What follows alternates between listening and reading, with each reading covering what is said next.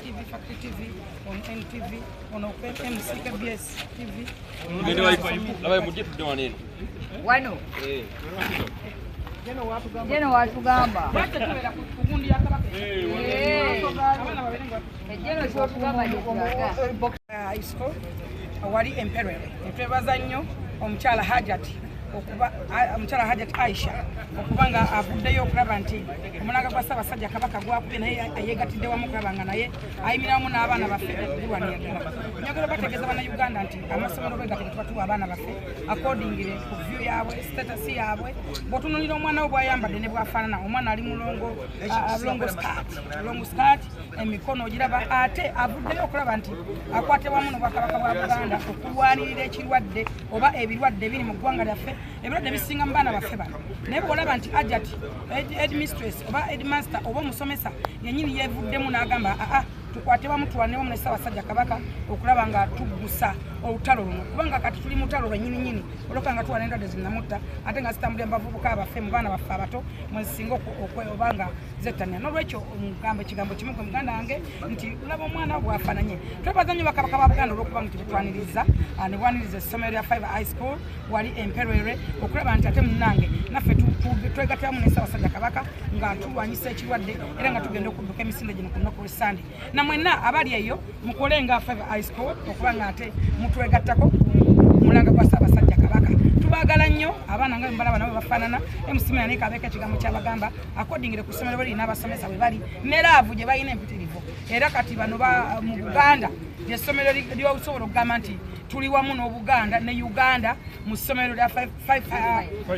High School wali Emperere abaana bali very smart balabika bulungi bali bright bagezi basoma bulungi ate kati batandise nabo omulamwa ogw'okulwanirira endwadde zinnamutta era be basomesa b'enkya be ba doctors be ba lawyer be ba engineer be bakulembeze b'enkya okusobola okuvira ddala wali ku ssomero lya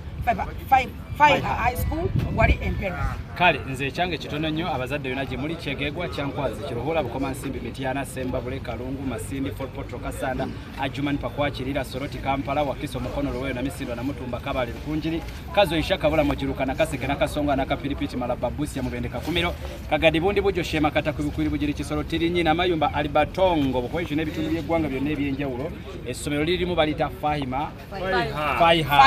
High School lisangibwa Mpere essomero ly'endabye eddungi ate liwagira ebyobuwangwa byaffe ebikwataganirwamu n'Obwakabaka bwa Buganda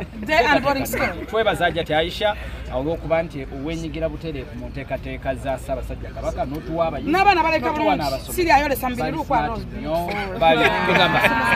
n'abasomesa banyirira sibanga balyako emmere masavu merere omusajja wa Kabaka ngambye nti ajja mu Busiro essebo nsooka okwebaza Ssaabasajja Kabaka olw'enteekateeka eno amanya gayenze mukulu Muyingo Ahmed Dawa ate nga ngenda kubaka mubaka wa Parliament owa Busiro East enteekateeka za Ssaabasajja Kabaka tuziwagira nnyo buli mwaka era guno sugwe mulundi ogusoose okukola ki okujja wano era tukyaziwagira tumaze okugula t-shirt zaffe eziwererako ddala n'olwekyo Ssaabasajja Kabaka tuli wamu naawe mu nteekateeka zonna ekirala ekisembayo nsaba abantu ba Busiro East mwenna gye muli mubeere nti mugula t-shirt tuzimalewo tuteekemu n'akajanja nange kantwala omukisa okwebaza abasobola okugula t-shirts nga Hajati Aisha owa Five High School ate nebaze Ajamis Chigundu ne Seka Yasin owa Ham Enterprises nebaze nnyo Sula Motors owa Sula Motors atunda motoka nebaze nnyo ne Sozo Properties abasozo Properties wali Kamiri Road batunda ebintu n'ettaka eriko bulana waalyo n'olwekyo nti bw'olaba nti abavubuka abato n'abakyala abaagala eggwanga lyabwe bavuddeyo okuwenyigira mu bintu bwe biti tutwale eggwanga lyaffe mu maaso tulwanyise endwadde tulwanyise obutamanya n'obutafumiitiriza tubeere abantu ab'omulembe omulungi omulembe omutebi nga tweyisa bulungi okwogera obulungi n'okutambula obulungi kizzaamu amaanyi so n'olwekyo nyongera okugamba abazadde nga bwolaba abaana bafaanana amasomero bwe gatambudde naffe agali obumu naffe mwongere okugawa abaana bammwe ate abaana babe ne future ennungi kubanga olaba nti already bali mu future twagala abeeko amanya Kafuma Farida omusomesa okuva ku Fire High School twenyigidde mu nteekateeka za Kabaka.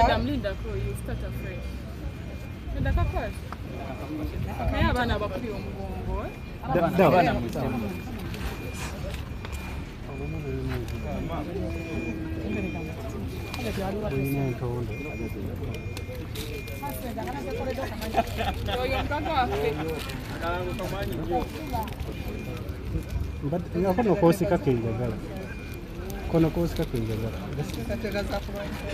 za kulwanyisa siriimu amanya Kafuma Farida okuva ku Fire High School tuli wano okubeera mu nteekateeka z'okudduka emisinde egy'okusande ku birthday ya Kabaka nga tulwanyisa ekirwadde kinamutta siriimu okusooka twebaza bakama baffe abasobodde otugulira okutubeera nga naffe tuba okubeera kubamu ku bantu abeegattise okulwanyisa ekirwadde kino nga tudduka emisinde gya Ssaabasajja Kabaka. Tuli wamu fe aba Fire High School ne Kabaka era tumusabira awangaale masomogi agunde ddala agerekere Obuganda. obubaka bwowa abaana naddala abavubuka obubaka wempa abavubuka naddala beekuume,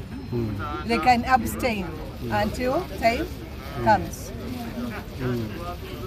Ekirala abazadde bakuuma abaana baabwe mu ensonga gye tusobola okulaba nga tukuziriza obulwadde bwa siriimu buno mu ggwanga naye nga twebaza nnyo enteekateeka za Ssaabasajja Kabaka olw'okulaba nga ataddewo kino